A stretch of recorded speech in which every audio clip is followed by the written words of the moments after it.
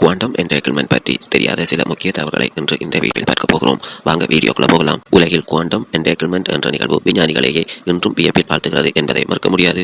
இரண்டு துகள்களை ஒரே நேரத்தில் உருவாக்கி அவற்றை வெவ்வேறு திசைகளில் அனுப்பினாலும் கூட ஒரு துகளில் என்ன மாற்றம் நடக்கிறதோ அது உடனடியாக மற்றொரு துகள்களிலும் நடக்கிறது என்பதும் குறிப்பிடத்தக்கது. இவை எவ்வளவு தூரத்தில் இருந்தாலும், உதாரணமாக சொல்ல போனால் கோடிக்கணக்கான கிலோமீட்டர் தூரத்தில் இருந்தாலும் கூட இவை இரண்டும் ஒரே மாற்றத்தையே காட்டுகின்றன. இந்த நிகழ்வை 1935 ஆண்டு ஆல்பர்ட் ஐன்ஸ்டீன், பேரிஸ் பிடார்ஸ்கோ மற்றும் நேதன் ரோஷன் ஆகிய விஞ்ஞானிகள் இந்த நிகழ்வை EPR பாராடாக்ஸ் மூலம் கேள்விக்குட்படுத்தினர் என்பதும் குறிப்பிடத்தக்கது. ஆனால் ஆல்பர்ட் ஐன்ஸ்டீன் இதை நம்பவே இல்லை. அவர் இதை Scooby action at A distance என்று கேலியாக அழைத்தார் என்பதும் குறிப்பிடத்தக்கது.